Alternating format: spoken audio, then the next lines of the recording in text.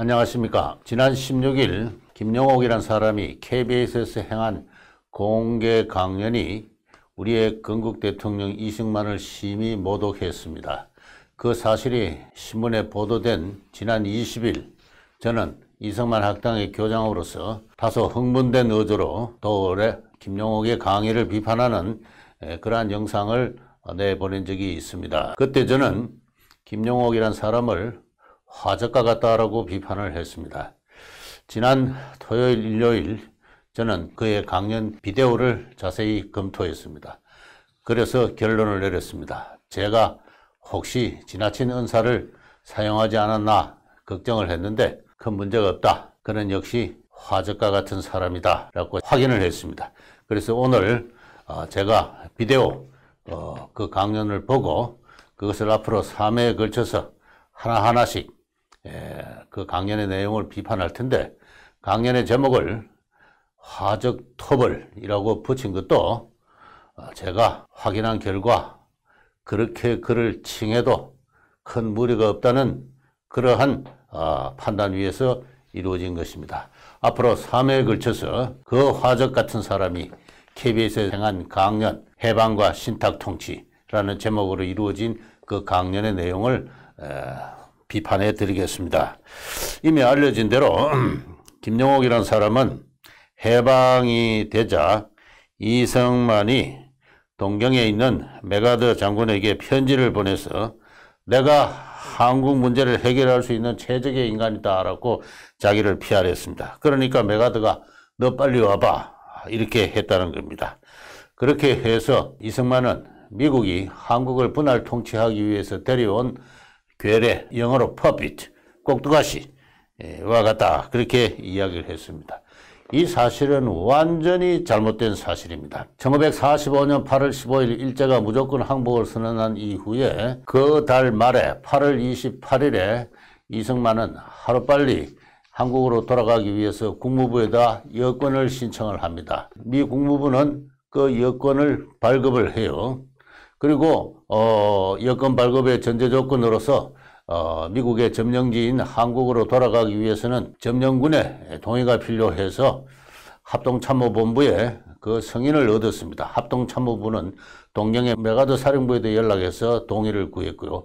이렇게 해서 동경의 사령부, 미 합동참모부의 동의 위에서 미 국무부가 여권을 발급했는데 얼마 있지 않아서 그 여권을 취소를 합니다.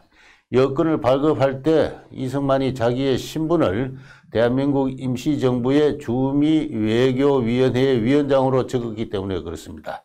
그런 신분으로 여권을 발급한다는 것은 그 기간 자체를 미국이 공식적으로 인정한다는 뜻이니까 여권은 취소한다 이렇게 됐습니다. 그렇게 해서 무려 한 달간이나 9월 말까지 여권을 발급해 주지가 않습니다. 이승만은 내가 평민신무로 커먼 코리안으로 돌아가고 싶다고 해도 국무부는 여권을 발급해 주지 않았어요.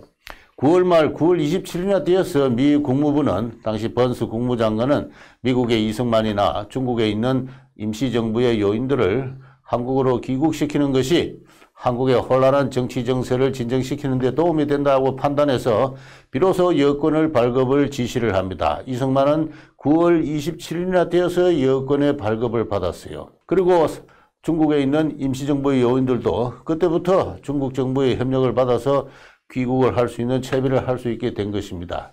이렇게 미국은 처음부터 이승만을 억압을 하고 있었어요. 여권을 발급받은 이승만이 동경의 메가더 장군에게 전보를 칩니다. 동경에 들려서 서울까지 가는 데는 항공편이 필요한데 항공편을 좀 제공해 줄 수 없느냐. 그것이 메가더에게 보낸 편지의 내용입니다. 메가더에게 편지를 써서 내가 한국의 문제를 해결할 수 있는 적임자라고 이야기한 적도 없습니다. 그리고 메가더가 그 문제를 한국을 대리 통치할 어떤 그 사람을 선발할 권한을 있는 것은 아니고 어디까지나 미 국무부가 점령지에 관한 정책의 주체로서 존재하고 있었던 것이고 여행 허가에 기여한 여권 발급은 미 국무부의 소관이었던 것이죠. 이 점에서 도올은 전혀 엉뚱한 판단을 했다. 사실에 맞지도 않는 이야기를 했다는 그런 이야기입니다. 다시 한번 말씀드리지만은 이승만과 미 국무부의 사이는 대단히 좋지 않았습니다. 1945년 그해 2월에 얄타 회담이 있은 이후에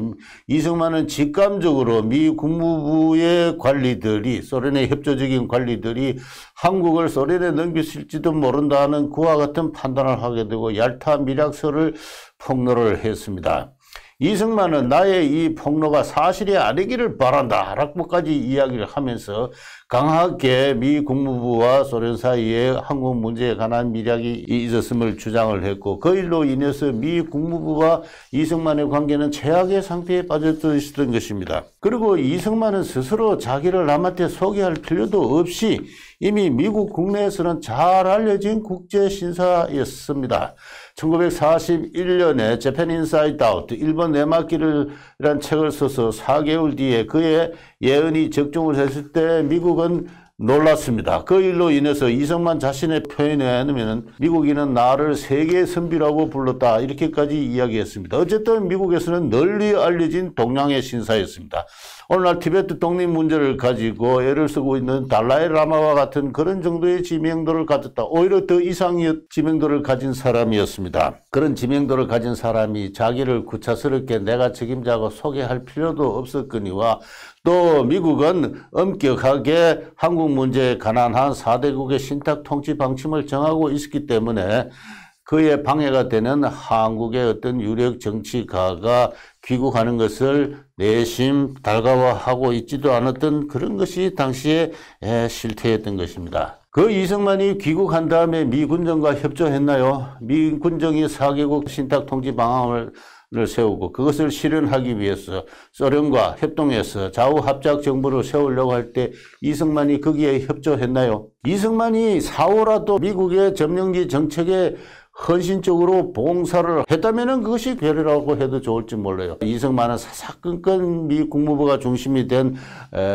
미 국무부의 한국 방침에 저항을 했고, 미 국무부는 저 늙은 망명객, 이 미국을 방해하고 있다고 분노를 하면서 정계로부터의 제거를 미 군정에게 거듭 지시를 했던 그와 같은 관계였어요. 김일성을 두고 괴뢰를 한 것은 옳은 이야기예요. 그 사람은 소련군 대위 아닙니까? 1941년에 소련의 당적을 갖기 시작했고 소련군 장교로 발탁됐던 그런 사람이에요. 그 사람이 소련의 군인 신분을 유지하고 있었어요.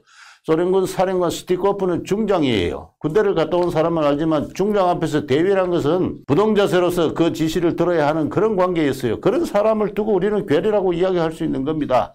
그러나 이승만은 전혀 그러한 관계가 아니고 오히려 미국을 좌지우지하고 미국의 비위를 건드리면서 자기 주장을 관철했고 끝내 그의 주장대로 미국을 견인해서 대한민국을 세운 사람이에요. 괴뢰란 말은 당장이라도 취소해 주시길 바랍니다. 이 말이 있고 난 다음에 어느 방청객이 질문을 하기를, 아무리 미국의 등을 얻고 왔지만은 우리나라 민중들이 그를 어떻게 대통령으로 뽑았습니까? 그리고 부정선거로 쫓겨난 사람을 지금도 어떻게 국립묘지에 안장할 수 있습니까? 뭐 이렇게 이야기를 했어요. 그랬더니 또 우리 김영옥이 이승만에 대한 인물평을 하기 시작을 합니다. 임시정부에서 집정관 총재가 되자마자 그것을 대통령, 프레지던트라는 직함으로 바꿔하기 시작했다. 그는 정말 능력이 있는 사람이지만 그 능력을 정말 나쁜 방향으로 개발한 사람이다.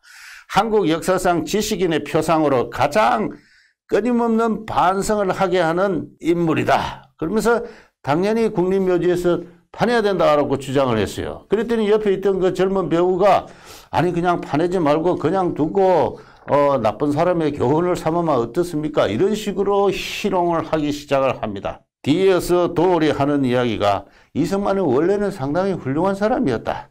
배제학당에서 공부를 했고 만민공동회 데모를 열심히 했고 감옥에 갇혔고 기독교 신앙을 가진 사람이다. 그런데 이후 아무런 원칙도 없이 어딜 가나 분란을 일으켰다. 아무리 내가 엄청나게 조사를 해봐도 끝까지 그로부터 좋은 결과가 얻어진 것이 없다. 그렇게 했어요. 그렇게 해서 슬그머니 하는 이야기가 4.19 혁명으로 내쫓겼기 때문에 역사에서 그는 이미 판해진 인물이다. 이런 식으로 해서 그 논란을 정리를 합니다. 이 희롱과 조롱과 모욕과 끝간데 없는 이 방대한 짓거리들을 저는 보면서 더없이 처참한 어떤 제 스스로 슬퍼지는 느낌을 참을 수가 없었습니다. 이승만이 분란의 중심에 섰던 건 사실입니다. 그는 하와이에 가서 자기 어제 박용만이 지도하고 있던 국민회의에 저항을 해서 국민회의의 지도권을 사실상 장악을 합니다. 큰 분란이 일어났지요. 이후 미주 동포사회는 둘로 갈라졌습니다. 이승만을 지지하는 동지회와 그리고 안창호와 박용만을 지지하는 국민회로 이렇게 갈라졌죠. 왜 갈라졌습니까? 독립운동 방략에 차이가 있었기 때문에 그래요. 단순한 권력욕 때문은 아닙니다. 만국노들이 무슨 권력욕이 있겠어요? 독립의 방략에 있어서 이승만의 입장에서는 해서 안 될 일을 하니까 한 2년간 참고 있다가 더 이상 두고 볼 수는 없다고 해서 분쟁을 일으킨 게예요. 박용만이 어떻게 했습니까? 하와이에 있는 그 파인애플 농장에 또 사탕수수 농장의 젊은이들을 모아서 군사훈련을 시켰잖아요. 남은 나라에서 군사훈련을 시킨 것 자체가 미국의 중립법에 위반되는 거예요. 처음에는 무슨 보이스카우트 정도가 무슨 훈련을 하는가 했는데 나중에 알고 보니까 군사훈련인 거예요. 그래서 당장 그 군병학교는 폐지가 되었습니다. 이승만이 이야기 안 해도 그것은 곧바로 폐지될 운명이었어요. 하와이 교민들의 어렵사리 모은 돈을 갖고 그런 단기적인 투자를 했습니다.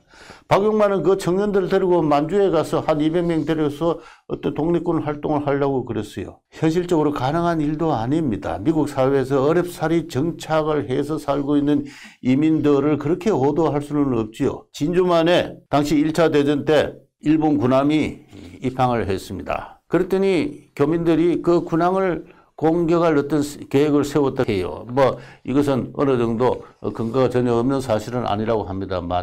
만약에 그 사실이 그대로 그런 일이 벌어졌더라면은 미주 사회에서 테러를 극도로 위험시하고 정오시하는 미국 사회에서 우리 한국인들은 발을 붙일 곳이 없게 됩니다.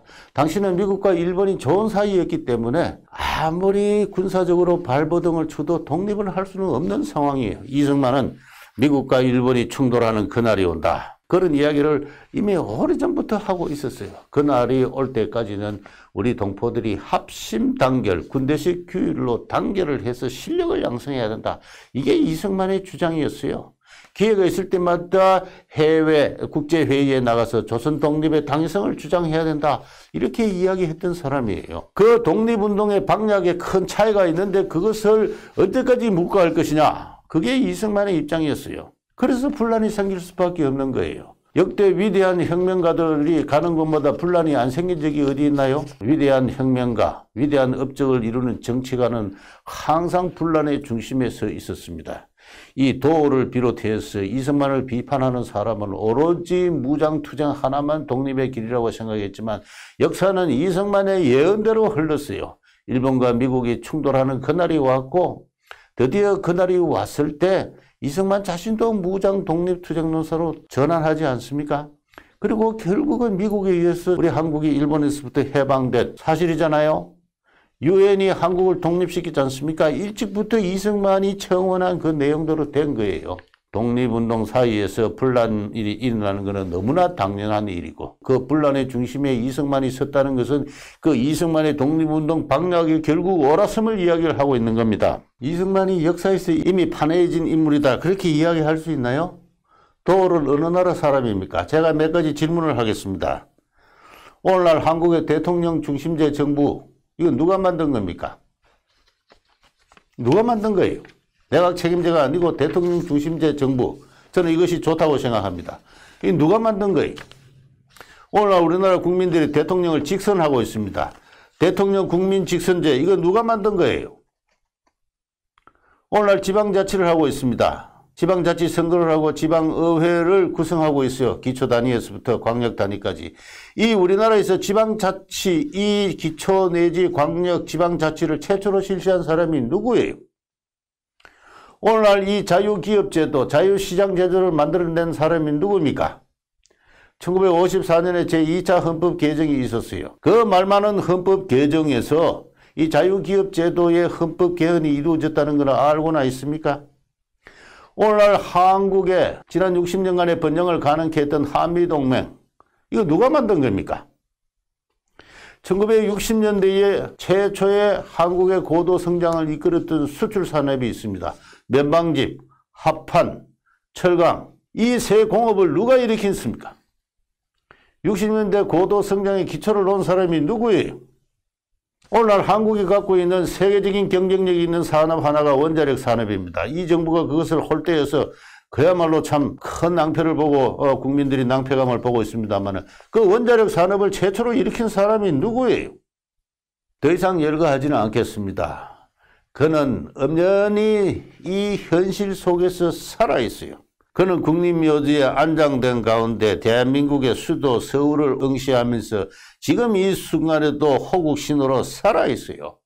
그 속에 살고 있는 자들이, 그 속에서 지금도 평화와 번영을 누리고 있는 국민이 무지하고 오만하고 편견에 가득 차고 정오식에 넘쳐서 그것을 모르고 있을 뿐이에요. 그 모르고 있는 대표적인 무지하고 오만하고 편견에 사로잡혀 있는 인물이 바로 이 화작과 같은 김용옥이, 이승만이 쫓겨난 사람입니까? 그는 대통령 선거에서 부정선거로 당선된 건 아니에요. 부통령 선거에서 자유당 급진파들이 부정선거를 기획을 했습니다. 그렇게 해서 나중에 그 사실을 알고 책임을 졌어요. 세계 어느 나라의 대통령이 흔히 독재자라고 불리는 그런 권력자가 자기가 직접 기획한 지시한 일도 아닌데 책임을 지고 하야를 합니까? 그는 병원을 찾아가서 다쳐있는 학생들을 보고 젊은이들이 불의를 보고 떨쳐 일어났으니 이 나라에 희망이 있다고 했어요. 그렇게 해서 스스로 책임을 지고 하야를 했습니다. 하야를 해서 이화장까지로 가는 그 길에는 수많은 시민들이 나와서 그를 위로하고, 그리고 그 동네 주민들은 그를 환영을 했어요. 쫓겨난 것이 아닙니다. 스스로 책임을 지고 하야를 했어요. 하야 성명을 발표하고 하야를 한 것입니다. 그거 모르세요? 도올은 당시 1948년생이니까 나이 13살의 어린아이예요. 나이 13살의 어린아이가 뭘 많이 안다고 말이지. 그 시대에 대해서 젊은이들에게 그렇게 너스레를 떨고 1950년대는 신음에 가득 찼다는 그런 허위에 거짓말을 하고 있는 겁니까? 그게 원래 화적들이 하는 수법이에요. 그게. 그는 하와이에 요양하러 갔습니다. 경박한 국내 언론이 지금도 그러하지만 오보를 일삼아서 그것을 망명이라고 보도를 했습니다. 이후 한국 정부는 그의 귀국을 막았어요. 곧 숨이 넘어갈 뿐이 그의 조국에서 돌아가서 숨을 거두고 싶다고 그렇게 호소를 해도 들어주지 않았던 이후 정부였습니다. 그가 국민에게 쫓겨났다고요? 그의 묘는 이미 파해진 상태라고요? 도올은 가슴에 손을 얹고 우리의 건국 대통령에 대해서 그렇게 한없이 모독하고 조롱하고 매도한 그날의 강의를 조용히 반성하고, 혹시 이 강의를 시청한다면 반성문을 써서 전 국민에게 제출해 주시기 바랍니다. 예, 오늘 이야기는 여기서 마치겠습니다. 화적터벌 두 번째 시간입니다. 오늘의 제목은 찬탁은 합리적이고 반탁은 꼴통이라고 그렇게 주장한 김용옥의 주장을 비판하고 반박해 보겠습니다. 김용옥은 KBS 강연에서 이승만 대통령의 묘를 파내야 된다고 주장을 했고, 그 뒤이어서 소란이 일어나자 이승만의 묘는 이미 파내진 것이나 다를 바 없다는 식으로 마무리를 했습니다. 지난 시간에 소개한 그들인데요. 그리고 나서는 분위기를 바꿔서 다른 이야기를 하기 시작합니다. 우리 역사에서는 역사를 주체적으로 사는 사람들이 있었다. 바로 김구, 그리고 윤봉길, 이몽창, 이와 같은 사람들이다. 근데 미군정은 김구의 임시정부를 인정하지 않았다 해서 미군정을 비판을 합니다. 국내에서는 또 하나의 그 주체적인 역사의 진보 세력이 있었다. 여운형이다. 여운형의 건국준비위원회다. 여운형의 조선인민공화국이다. 여운형은 매우 합리적이고 종합적인 사고를 하는 분이어서 공산주의, 사회주의도 다 포용하려고 하는 그러한 분이었다. 그런데 미군정은 그 여운형의 건국준비위원회를 인정하지 않았다. 뭐 이런 식의 미군정에 대한 비판, 잽을 먹인 다음에 신탁 통치에 관한 문제를 이야기합니다. 신탁은 좋은 것이다. 이렇게 이야기를 합니다. 자기가 당장 무엇을 할 수 없을 때 남의 도움을 받아서 그 뭔가 신탁 일을 맡기는 것, 일정 기간 그런 기간을 갖는 것은 매우 좋은 것이다. 소련은 한국을 금방 독립시킬 생각을 했지만은 미국은 매우 장기간 신탁 통치를 하려고 했다. 뭐 이런 이야기를 하면서 신탁 통치에 찬성하는 것은 합리적인 사고의 인간이고 그에 반대한 반탁은 변통을 모르는 꼴통들의 인간이었다. 이렇게 이야기를 합니다. 만약 그때 우리 한국인들이 전체 단결해서 신탁 통치에 찬성하고 그에 참여했다면은 찬탁과 반탁의 분열 속에서 이루어진 분단도 없었거니와 6.25라는 전쟁도 없었을 것이다. 우리 역사의 비극이 없었을 것이다. 그렇게 이야기합니다. 그러면서 냉전의 시대는 이미 지나갔다. 소비에트도 붕괴되었다. 그래서 냉전의 논리를 의미 있게 집착하지 말고 과감하게 버리고 새로운 논리가 필요해서 내가 지금 이 자리에서 과감하게 찬탁이 옳았다고 주장하는 것이다 해서 비장한 각오로 찬탁 창선 논리를 펴니다. 우리 당시에 우리 한국인들이 5년을 못 참아서 당장 독립하고 싶어서 그렇게 신탁 통치에 반대한 것은 아닙니다. 그런 사람도 있기는 했지만 좀 이따 소개하겠습니다만 그러나 객관적인 정세를 볼 때 북한에서는 이미 돌이킬 수 없는 수준의 혁명이 진행되고 있었어요. 이게 엄연한 객관적인 현실입니다. 북한을 점령한 소련군은 곧바로 노동자 농민의 소비에트 정권을 세우고 4대국 회의에서 이를 제한할 것이다. 그렇게 점령 방침을 발표했습니다.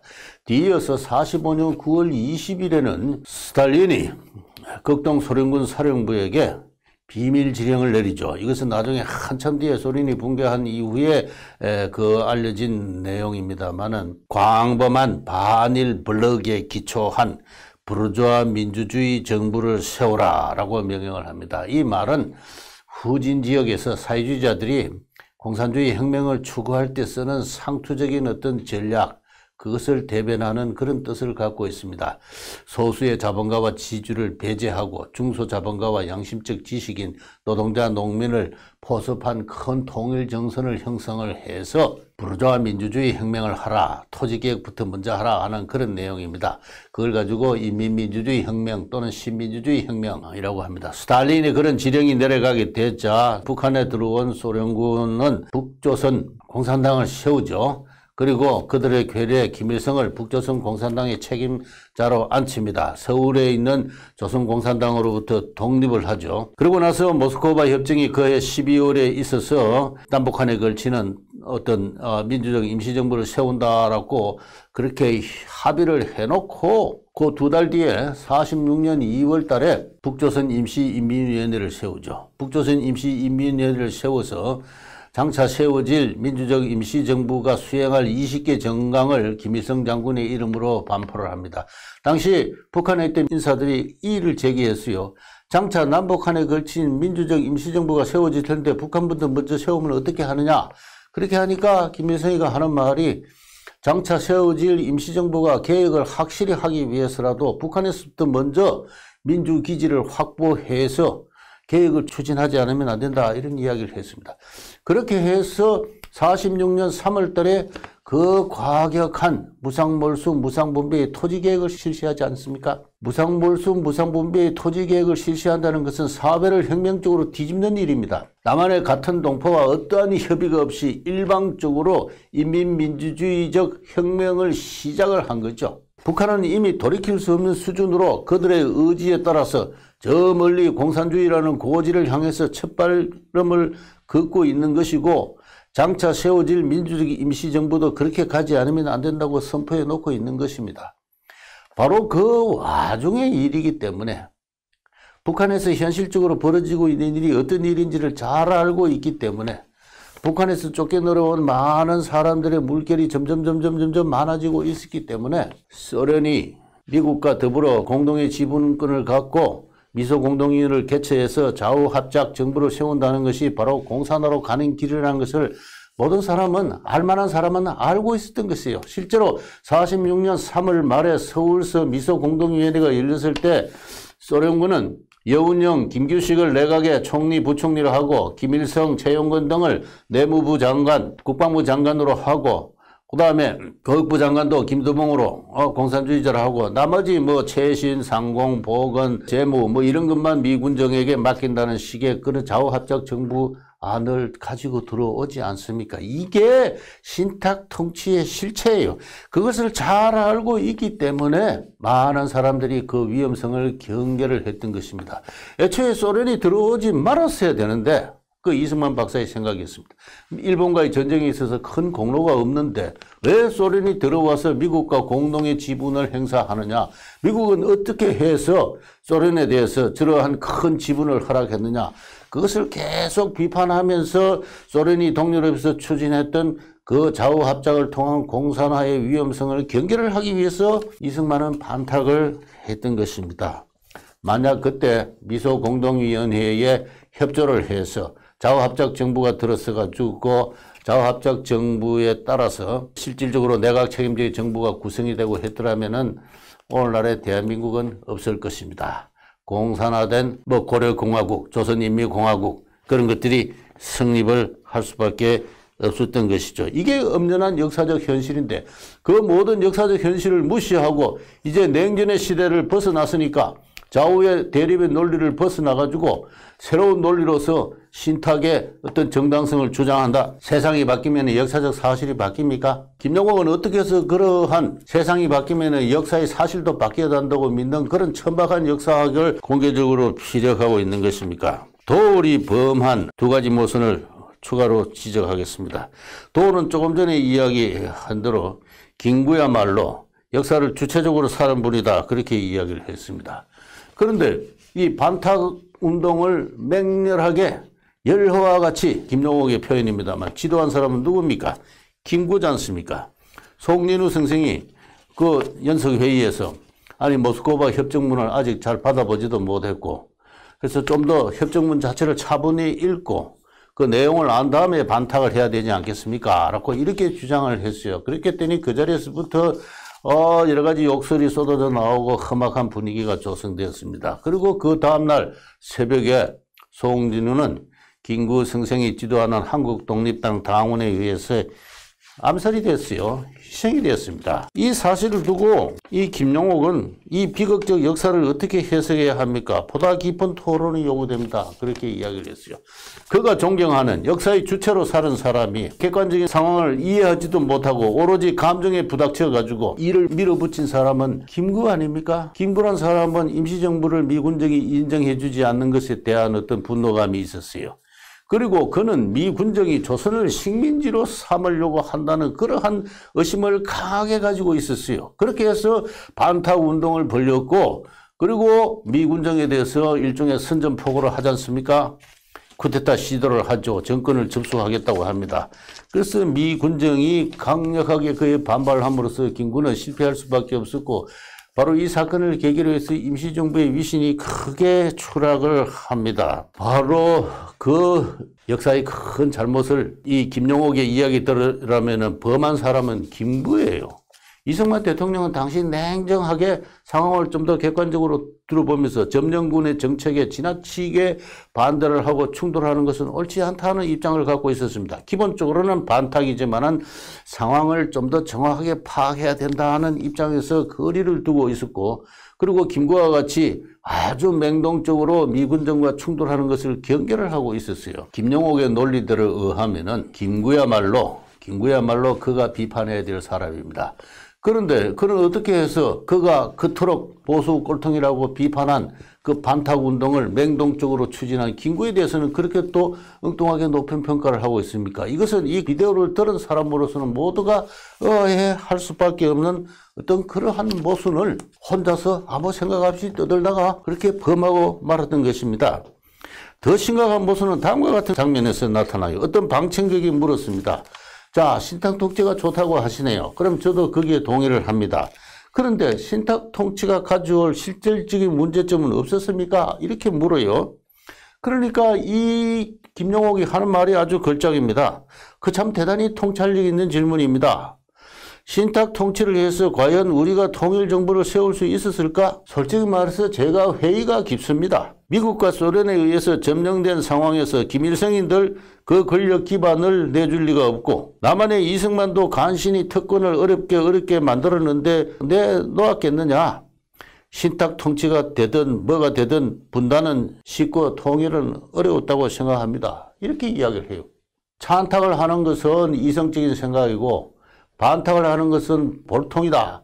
꼴통의 인간들이다. 그렇고 실컷 열을 올려서 비판을 해놓고 그러면 신탁 통치가 실제로 가능했겠습니까? 이렇게 질문이 나오니까 글쎄요. 저도 회의가 깊습니다. 그게 쉽게 될 일은 아니었습니다. 북한의 김일성인들 그 권력 기반을 내줄 리가 없고 남한의 이승만도 간신히 특권을 마련했는데 그 왜 내놓겠습니까? 하나 물어보겠습니다. 북한의 김일성은 이미 특권을 갖고 있어요. 북조선 공산당의 대표가 돼 있고 그리고 북조선 임시인민회의 위원장이 돼 있어요. 그 사람이야말로 소련의 괴뢰로서 소련이 앉혀준 대로 큰 자리와 권력을 차지했습니다. 남한의 이승만은 어렵사리 간신히 특권을 마련했다고 했는데 무슨 특권을 차지했습니까? 이후 미군정하고 대립하고 미군정에서 사실상 연금을 당하고 감시를 당하고 그렇게 했던 분이 이승만 아니에요? 이승만에 대한 국민적인 지지, 존경, 그거 외에는 그건 오래전부터 평생에 걸친 독립운동을 통해서 싸워온 것입니다. 그거 외에는 이승만에게 어떠한 특권도 없어요. 그런데 마치 이승만도 특권을 내놓지 않을 것이고 김일성도 특권을 내놓지 않을 테니까 신탁 통치가 되든 뭐든 되든 통일은 어려웠다. 분단이 될 수밖에 없었다. 이런 식의 취지를 이야기해요. 앞에 이야기하고 맞지를 않습니다. 자기 마음속에 깊은 회의를 갖고 있으면서 왜 겉으로는 그건 숨기고 그리고 찬탁은 이성적이고 반탁은 꼴통이라는 식으로 이야기해서 젊은이들 앞에서 쇼를 했던 것입니까?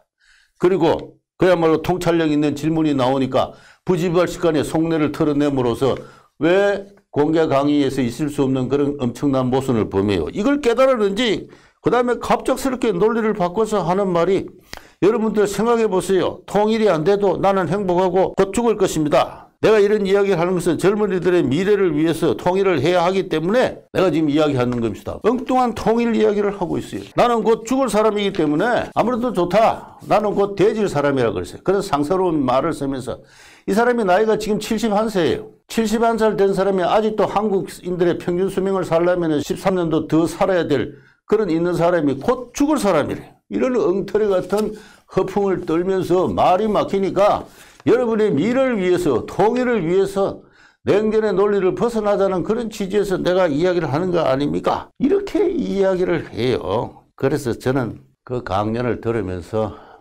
저 화적이 짧은 미천에 우리 대한민국의 건국사를 받들어 온 큰 줄기 하나를 뽑으려고 그러다가 그 짧은 미천을 다 드러내고 말았다. 엄청난 위선과 모순이 폭로되었다. 그가 그렇게 존경한다고 하는 김구야말로 그의 논리에 의하면 보수 굴동으로 비판을 받아야 했으며 그리고 자기 마음속에 깊은 회의를 갖고 있는 것을 왜 겉으로 젊은이들 앞에서 쇼를 하면서 이야기를 하는 겁니까? 그리고 나이가 몇 살이라고 곧 죽을 사람처럼 암에 걸린 마지막 환자처럼 나는 돼질 사람이니까 여러분을 위해서 이런 이야기를 하고 있다고 말도 안 되는 이야기를 하고 있는 겁니까? 그 천박한 푸닥거리를 이제 좀 그만두세요. 어느 정도 그 시대 상황에 대해서 알고 있는 그러한 역사가의 입장에서 볼 때는 척은해서 보아질 수가 없습니다. 정말 척은해요. 그 척은한 화적과 화적의 위선과 모순을 이제는 더 이상 보고 싶지 않으니까 그리고 본인의 말대로 이미 생명이 다한 사람이니까 조용히 앞으로 한마음 한몸 보존하시고 살아가시기 바랍니다. 화적터벌 세 번째 마지막 시간입니다. 오늘의 제목은 그 몽환적 세계관입니다. 지난 시간에 마지막에 소개했습니다만 김용옥은 사실상 신탁 통치를 통한 통일은 당시 어려웠다. 그런 그 깊은 회의의 속내를 표현한 다음에 스스로 당황했는지 나는 곧 죽을 사람으로서 여러분의 미래를 위해서 통일을 이야기하고 있는 겁니다. 이렇게 이야기를 해요. 그러고 나서 장면을 바꿔서 무슨 이야기를 하느냐 하면은 일본을 비난하기 시작합니다. 좌충우돌 하는 것이죠. 지난 하노이 트럼프 김정은 회담에서 가장 걸림돌이 된 것이 일본이다. 일본은 한국의 통일을 원하지 않는다. 한국의 분열을 원한다. 그래야 남한과 북한을 제 맘대로 가지고 놀 수 있기 때문이다.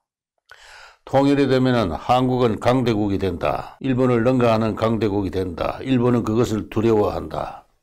일본은 지금도 제국의 프라이드를 가지고 세계를 정복해야 된다는 집념을 갖고 있는 그러한 무서운 나라다. 뭐 이런 이야기를 하기 시작합니다.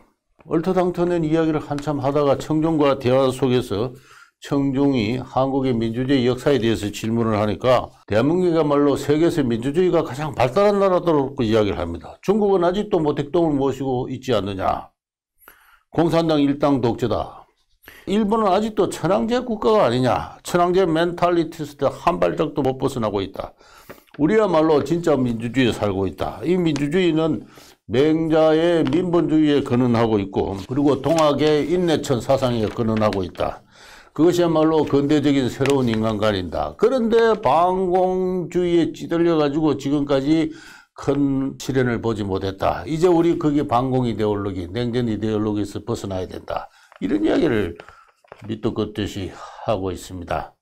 저는 김용옥의 이 일본 비판을 들으면서 제가 얼마 전에 이 학당의 TV를 통해서 강의한 반일 종족주의라는 어떤 그러한 그 단어, 그 용어가 떠올랐습니다. 저것이야말로 전형적인 폐쇄적인 정근대적인 종족주의적 발상이구나 그렇게 생각을 했습니다. 하노이 회담에서 아베 주상이 트럼프에게 사전에 전화해서 일본의 인권 문제를 거론해 주기를 바랬고 그것 때문에 회담이 깨진 한편의 원인이었다는 것은 언론 보도를 통해서 알고 있습니다. 북한은 1970, 80년대에 걸쳐서 일본인들을 지금 현재 확인된 것만 해도 17명을 납치를 했습니다. 일본 정부는 그 사실을 놓고 있지 않습니다. 국가란 것은 자국민을 보호를 해야 됩니다. 자국민을 보호를 하는 것, 더구나 납치라는 가장 반인권적인 어떤 범죄에 대해서 국가가 강인한 자세를 취하면서 납치의 그 재가를 추궁하고 납치범을 돌려주기를 요구하는 것은 근대 국가인 이상 놓칠 수 없는 놓으면 더 이상 국가가 아닌 그러한 중대 문제입니다. 그러한 인권의식에 투철하기 때문에 일본이 자국민의 납치 문제를 거론하는 것은 매우 당연한 것이고 훌륭한 것이고 우리 대한민국은 그것에 대해서 협조를 할 필요가 있어요. 그때 대한민국에 그런 인권의식이 없습니다. 아시다시피 납치된 어부가 얼마나 많습니까? 그 외에 뭐 비행기로 납치된 사람도 있고요. 한국 정부가 그것을 까마득하게 잊어왔습니다. 그 납치된 사람은 북한에서 자기의 조국이 자기를 버린 데 대해서 하염없는 절망과 비탄 속에서 아마 죽어갔을 거예요. 관광객이 피살될 사건을 두고 최근에 통일부 장관으로 지명된 사람은 그것은 있을 수 있는 통과 의례라고 이야기를 했습니다. 있을 수 없는 자유, 개인, 인권에 대한 개념이 없는 나라임을 대한민국이 그러한 나라임을 지난 역사가 증명해 오고 있습니다. 그에 비해서 일본은 제2차 세계대전 이후에 다시 새롭게 재편된 다시 태어난 일본은 세계적으로 자유민주주의가 매우 발달된 나라입니다. 개인의 권리, 사건이 높은 수준으로 발달된 나라고 그 점에서 우리 한국은 아직 그의 어깨에도 못 도달해 있다. 저는 그렇게 생각을 합니다. 우리 한국의 개인의 사건이라는 개념이 있나요? 지난 탄핵 사태에서 제가 가장 가슴 아프게 생각하는 것은 박근혜 대통령을 옹호하는 것이 아니라 박근혜 대통령이 무엇이 잘못했는지에 대한 사법적인 조사나 판단이 있기 전에 정치적 탄핵을 했다는 것입니다. 절차가 뒤바뀐 것이죠. 정치적 어떤 상황에 따라서 대통령이라는 최고 권력자의 인권조차도 짓밟아 놓고 그것을 이 사회의 정의다, 역사의 정의다고 이야기할 수 있는 그러한 전체적 논리가 횡행하고 있는 게 바로 대한민국인 사실을 그 사건이 증명을 했어요. 그것이 저는 가장 이 나라의 참 앞날에 검은 구름이 끼어 있는 조짐이라고 저는 생각을 하고 있습니다. 김용옥 씨가 일본을 아직도 세계를 정복할 꿈을 꾸고 있는 그런 제국주의 국가고 천황제 파시스트 국가라고 이야기하고 있는 것에 대해서 저는 고소를 금치 못하겠습니다. 그의 세계사 인식은 100년 전 또는 1945년 제국주의 시대의 역사로 고착되고 있습니다. 일본의 오늘날의 정치, 경제, 문화, 사회를 이해를 하지 못합니다. 일본을 한국과 적대적인 종족으로 규정하고 역사의 적으로 규정하고 그러한 것 절대적인 어떤 종족주의적 적대 감정에 의해서 일본을 비판하는 저는 그러한 것이 한국의 민족주의의 특질로서 종족주의적 반일 종족주의라고 저는 규정하고 있습니다. 이 종족주의적 수준의 이 김용옥의 역사인식은 머물러 있다 그렇게 생각을 합니다. 그는 절교 민주주의를 이야기를 하고 있지만은 이 근대 민주주의의 핵심 가치인 개인이나 자유에 대한 이해가 없는 것 같습니다. 그는 오히려 그에 대해서 적대적입니다. 그가 하버드에서 철학 박사를 했다고 절교 이야기를 하고 있습니다만 개인의 자유의 가치에 대해서 모른다고는 이야기를 하지 않습니다. 그는 잘 알기 때문에 오히려 거기에 대해서 적대적인 것 같습니다.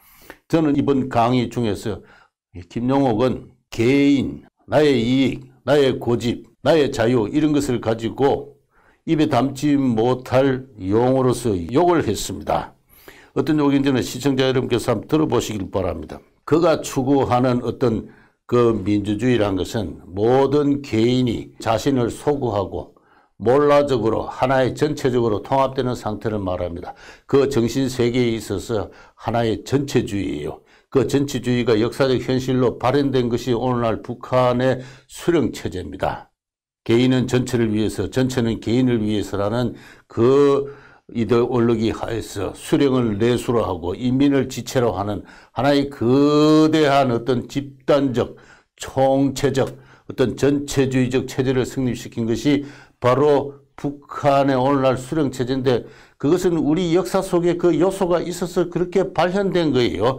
우리 역사 속에서 그런 요소를 이어온 사람들의 계보가 있는데 그 계보를 잇는 그 중에 한 사람이 제가 언젠가 소개하고 있는 했던 신채호라는 사람이라고 합니다. 이 신채호에게 개인은 없어요.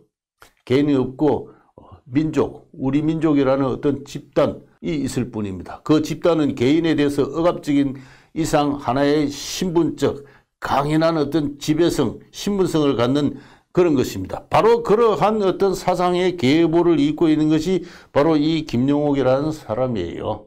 그는 여러 가지 어떤 미사역으로 그의 철학이 갖고 있는 어떤 보편성을 주장하고 있습니다만 세계 철학사에 본원한 그는 근대의 개인과 자유에 대해서 적대적이라는 측면에 있어서 완전히 몰근대적인 중세 감옥으로 우리 현대인들을 끌고 가는 그와 같은 반동적인 역사학에 불과합니다.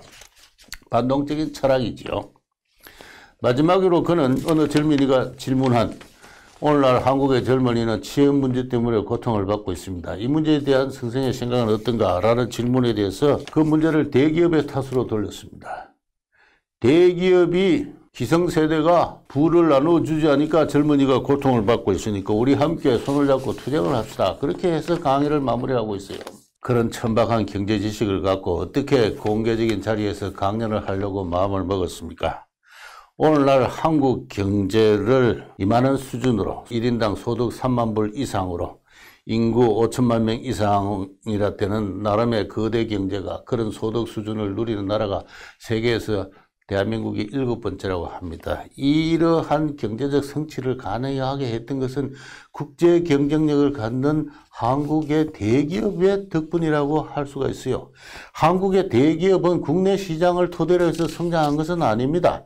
다 잘 알다시피 세계를 상대로 해서 반도체를 팔고 세계를 상대로 해서 배를 만들어서 팔고 세계를 상대로 해서 자동차를 만들어 파고 세계를 상대로 해서 TV를 만들어 팔고 컴퓨터를 만들어 팔고 그 다음에 석유 제품, 플라스틱 제품, 철강 제품 다 세계를 상대로 해서 활동을 하는 것이 오늘날 한국의 대기업이에요.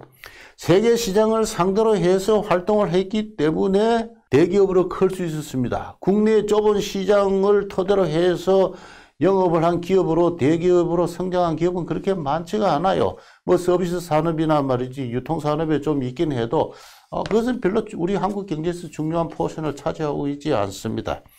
세계를 상대로 해서 세계적 대기업으로서 국제적 경쟁력을 확보해서 성장한 그 대기업 덕분에 한국 경제가 있는데 오늘날 문재인 정부는 그거를 이해를 하지 못하고 대기업이 갖고 있는 부와 자산이 중소기업에 비해서 지나치게 많다. 경제적 불평등이다. 이렇게 해서 대기업을 억누르고 있어요. 그러면서 경쟁력이 없는 중소기업을 키운다고 합니다. 그러니까 오늘날 이 경제 위기가 오는 거예요. 이 문재인 정부는 그 잘못된 경제 정책의 여파로 그 후가로 아마 정권을 잃게 될 겁니다. 잘못된 경제 정책은 많은 사람들에게 큰 고통을 안겨주고 있는 것이죠. 우리 한국의 젊은이들도 대기업에 취직하려고 그래요. 대기업에 취직해야 해외도 나가고 해외 지사도 나가고 해외 대기업과 경쟁하면서 세계를 여행하면서 세계를 출장하면서 세계인이 되는 것이죠. 그런 것을 한국의 젊은이들은 꿈꾸고 있는 것입니다. 그래서 대기업은 장려돼야 되고 대기업의 수는 더 많아져야 돼요. 대기업으로 성장하는 기업이 정체되었다는 점에서 한국 경제 위기가 있는 것입니다. 그 문재인 정부가 그 엄연한 우리나라의 경제사와 현실을 무시하고 있기 때문에 지금 엄청난 어떤 혼란 속에서 한국 경제를 위기에 빠뜨리고 있는데, 이 김용옥이라는 사람은 함께 젊은이들과 손을 잡고 대기업과 투쟁하자고 선동을 하고 있습니다. 이제 결론을 맺겠습니다. 이 도올의 공개 강연은 그 사실에 대한 이해에서부터 심한 오해와 날조가 깃든 가운데 논리 전개나 그 바탕이 된 어떤 철학에 있어서는 너무나 천박한 것이고, 제가 여기서 이 시간을 할애해서 반박할 가치조차 없는 천박성을 특징으로 하고 있는 것입니다. 공영방송에서 도저히 해서 안 될 그러한 저열의 낮은 수준의 강의였다고 이야기를 하겠습니다. 그럼에도 제가 굳이 세 차례에 걸쳐서 이 비판을 한 것은 우리의 건국 대통령이 이승만을 심하게 모독을 했기 때문에 그래요. 거기에 대한 반론을 한 김에 제가 그의 강의 전체를 들여다보니까 어떻게 해서 이런 천박한 사람이 우리가 세금으로 인정하는 공영방송에 나와서 저렇게 미친 소리를, 광언을 저렇게 함부로 늘어놓고 있는가? 그거는 바로 공영방송의 운영 주체들이 그 천박성에 사로잡혀인 그 천박성에 있어서는 동일한 정치 세력이기 때문에 그렇습니다. 그 자리에 동원된 청중으로 앉아있는 사람들조차, 사람들마저 바로 이러한 그 영혼과 지성이 이미 천박하게, 이미 심하게 천박해진, 오염된 그런 상태라고 하겠습니다. 어떤 젊은이가 질문을 하면서 자기 아버지는 도저히 돌려내올 수 없을 상태로 그 지성이 굳어 있다라고 개탄을 했습니다. 오만방자한 자죠. 젊은이가 어떻게 인생의 경험도 없고 읽은 책도 별거 없는 주제가 자기 아버지 세대의 그 굳은 마음을 공개석상에서 함부로 비판한단 말입니까? 그 젊은이에게 제게 묻고 싶어요. 그 자리에 나와서 그렇게 마음대로 발언할 수 있는 그 자유는 어디서 온 것이냐고. 김용옥처럼 저렇게 화적대와 같은 천박성을 갖고 있는 강연이 그런 대로 행해질 수 있는 그 자유는 어디서 온 것이냐고. 중국에 가서 할 수 있어요? 북한에 가서 할 수 있어요? 마음대로 떠들고 희롱하고 조롱하고 매도할 수 있는 그 자유는 어디서 온 것이? 따져보시기 바랍니다. 그렇게 역사를 따져 올라가다 보면은 바로 그러한 천박한 이야기라도 해도 좋을 자유를 부여한 그러한 나라를 만들도록 평생을 노력한 헌신한 한 위인을 만나게 될 것입니다. 바로 여러분이 매도하고 조롱한, 모욕한 바로 그 사람이에요. 그 사람이 쓴 책, 그 사람의 일생을 되돌아보면서 그날에 있어서는 안 될 그 천박한 한 편의 드라마에 참가한 것을 부끄럽게 생각하면서 스스로 진정한 자유인으로 자기의 심성을 한번 되돌아보시길 바랍니다. 예, 이상 세 차례에 걸친 제 강의를 화적 톱을, 우리의 건국 대통령을 매도했던 김용옥, 그 화적을 톱을 하는 강의를 여기서 마치도록 하겠습니다. 감사합니다.